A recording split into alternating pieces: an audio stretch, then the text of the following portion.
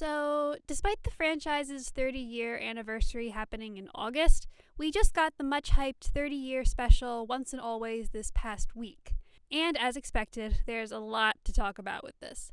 It was very difficult to not make a video about it before its official release, as the circumstances of the special are almost as involved as the story itself. It's the very first Power Rangers product to be made exclusively under Netflix, thus freeing it from the bonds of the Nickelodeon mandates that were made very clear in their influence of the past few years of the show, giving it an air of mystery on how it'll be different tone-wise from the Nickelodeon-era seasons. It's a union production, as David Yost and Walter Jones made it clear they wouldn't agree to come back to the franchise unless it was. It was extremely hyped up by Hasbro and the franchise, while also managing to avoid being leaked, which in this fandom is almost impossible, so everyone was scrambling to find any sort of information on what the heck was happening with it, leading to those infamous couple of days when a picture of a flipped car caused the fandom to pretty much explode. So there was a lot leading up to the release of this special, and the reaction to it has been immensely positive from what I've seen. And it's easy to see why. You can immediately tell there was a fair amount of budget and love put into this special to make it as for the fans as you would expect a 30-year anniversary special to be. The fact that they got David Yost and Walter Jones back at all for the first time in decades was a huge deal in and of itself, as well as highlighting the present careers of all the returning Rangers in a way that other specials like Dimensions in Danger just 5 years ago didn't, and the fact that the special would center on the very rare child of a Ranger alumni.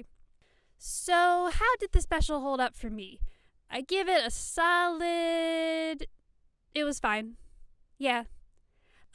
This is going to be less of a review and more of just a general rambling of what stuck out the most to me regarding the special, both positive and negative, so I won't be going over every little detail, plot point, or character. But still, spoilers will be discussed, so go watch the special before you give this video a view. I'll say right off the bat that the main protagonist of the special, Trini's daughter Min, is the highlight of the entire thing, and one of Power Rangers' best female characters, in general. She's fierce, she's sassy, she gets angry, she's proactive in the plot in a way that feels like Amelia done right. She gets a full arc where getting the powers at the end feels cathartic and earned, despite the confusing morals of it all. We'll get to that. Basically, she's allowed to be a character who stands out on her own beyond just being a Ranger alumni's kid, and I think that's very commendable. My favorite scenes in the special either have to do with her father-daughter relationship with Zach or getting to yell at Billy for being the cause of this entire mess. Charlie Kirsch sells the complexity super well, and it's just nice that they went out of their way to get a Vietnamese actress to play the daughter of a Vietnamese actress. David Yost as Billy is... David Yost as Billy. I think there was some weakness in getting across his emotions, but it's worth talking about him as he arguably gets the most screen time in what his life has been since his last appearance on Zeo. And while I can't say I really agree with certain in-universe decisions, I think he's the character with the personal life that makes the most sense for his character. He's the CEO of a tech company, he's rebuilt the command center with a new alpha, is experimenting in ways to get Zordon back, he's contributing to SPD or SPA, whatever they wanted to call it. I think it's very weird that he wants to bring Zordon back after it's been literal decades, and I'm kind of afraid of the implications for it, since it's kind of confirmed that David's continuing on in Cosmic Fury, but I can't deny that this is a future I can see Billy living in. It fits him a lot more than Zach being a congressman. Between that, Rocky being a firefighter, and Adam and Aisha being part of SPA, SPD, whatever, it really felt like they were restraining themselves from making any Ranger a legit cop by giving them, cop-adjacent jobs as a compromise. Also, the two female characters, Trini and Kat, who are confirmed moms, didn't get any confirmed careers. Did anyone else notice that? Am I going insane? Kind of a random thing to highlight as positive, but I really liked Kim's suit actress, of all things. For as brief as her appearance was, she managed to get across Kim's personality in just her gestures and movements. You could really tell it was supposed to be Kim under there and not just Kat. The fact that she shows more grief in the wake of Trini's death than the boys, two of which are helmetless, is particularly impressive. Also, I liked her getting an entire scene dedicated to defending Tommy. Though I do wish Jason and Tommy could have gotten a little more exposition from their friends about what they've been doing with their lives. We kind of know Tommy's life from Dimensions in Danger and Cat, but Jason and Kim in particular are still complete mysteries, which feels very out of place for what's supposed to be a special highlighting the original 6, even though obviously those 3 couldn't, as their actors didn't return for their own reasons. Out of all the returning Rangers, the one who's gotten the most flowers was Zach, and it's easy to see why. Walter Jones was always one of the standout actors of the original MMPR cast, and the father-daughter bond between him and Min was very sweet. I think the actual circumstances of his role as her guardian were a little too obviously, this is the role we stuck you with because you're the other original MMPR we were able to get, and how random it was. Ignoring that apparently Trini's extended family has evaporated into thin air, it's not really discussed why Zach, out of all the originals, is the one who gets custody of Min. Ignoring how we know out of universe the other Rangers didn't return. The implication seems to be that Zach volunteered out of a sense of duty and to do right by Trini, but they might as well have just made Zach Trini's husband or fiance or whatever to try and make it seem a little less arbitrary. Though I think part of it also comes from how I wish there was some acknowledgement over what Trini would want to happen to her daughter in the event of something happening, because unfortunately for a special that makes Trini and her legacy the heart of it all, Trini herself is largely a mystery to the audience. We know she has a daughter, but that's the extent of what we learn about her. Min inheriting her coin is based on how the coin itself judges her, not what Trini wishes for her. And I know part of this is simply because of the circumstances of Thuy Trang and how obviously she would not be in the special, but how they decided to work with that is, well, a trigger warning for discussions of death and car accident related incidents. For those of you who don't know, Thuy Trang passed away in a car accident back in 2001. Outside of an in memoriam card in the Time Force episode Circuit Unsure, this event was not acknowledged in universe in regards to Trini's ultimate fate.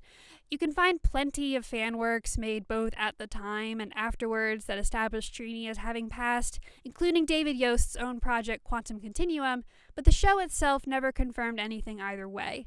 Part of this could come from how the only cast members who worked with Thuy to return for the show for significant roles outside of a crossover appearance were Jason David Frank and Paul Schreier, and those storylines never acknowledged what any of the other MMPR characters were doing with their lives, let alone Trini, because, well, it simply wasn't relevant, and why bring it up if they didn't have to?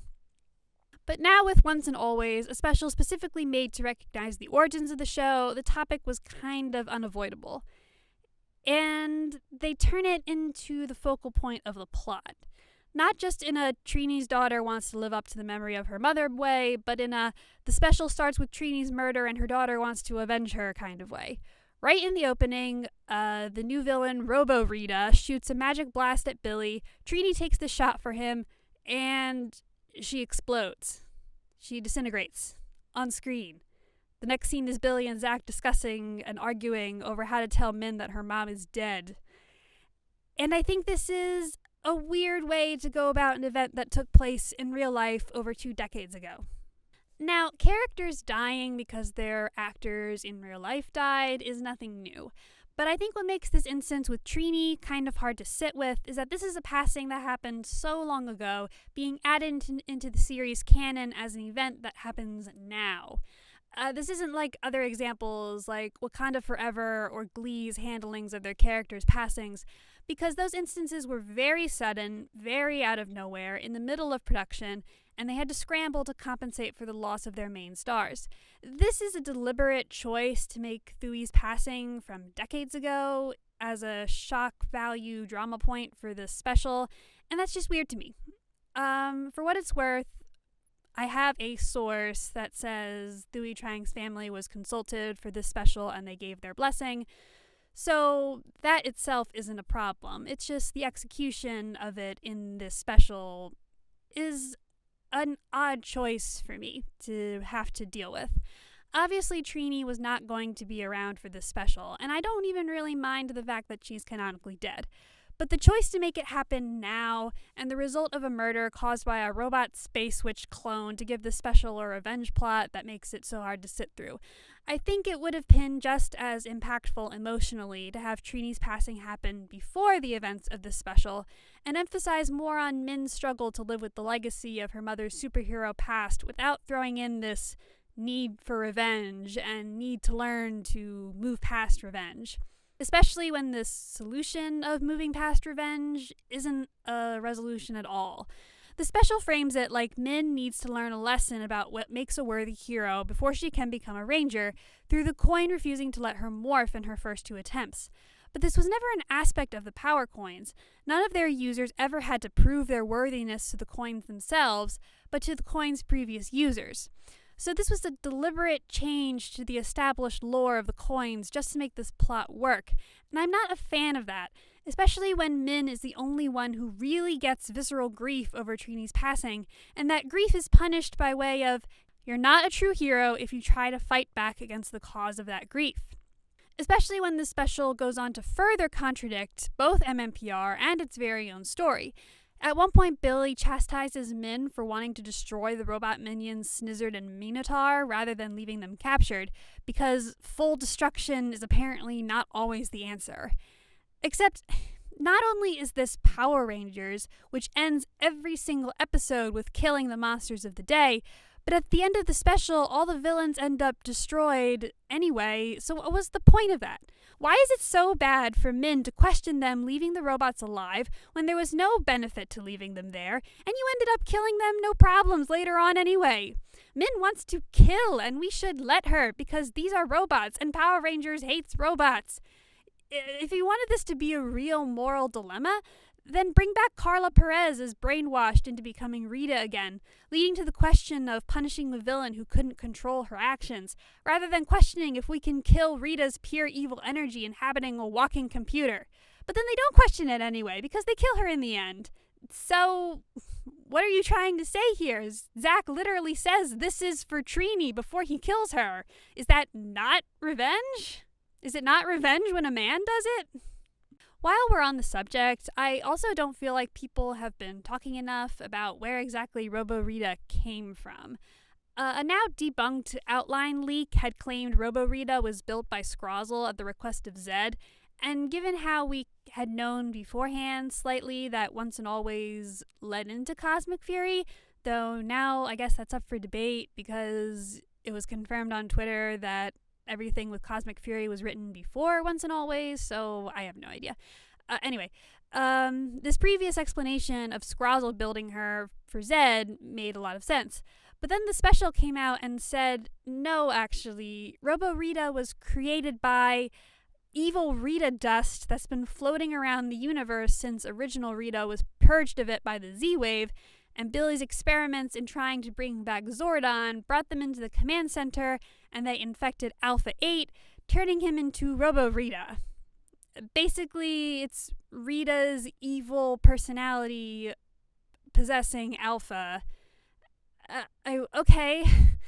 I don't hate it or anything, but it's probably the most ridiculous thing in the special that tries to ground itself more to a realistic take on Power Rangers, especially when you go into it expecting something as straightforward as she's a robot built by her ex-husband. In general, the special didn't really connect to Cosmic Fury as much as I thought it would. I know now there's some question on if the special really will connect to Cosmic Fury as much as people assumed it would. This isn't a bad thing, by the way. I'm glad it was its own thing and not just an advertisement for the next product. But it's weird to me that the franchise brought back both Zed and Rita in some way these past few years, and yet it didn't connect them. Rita Zed and Tommy Kimberly are both on the same level of iconic Power Rangers romances, and the franchise clearly knows this with how much they advertise them, but they refuse to actually keep them together in the show properly. It's very weird.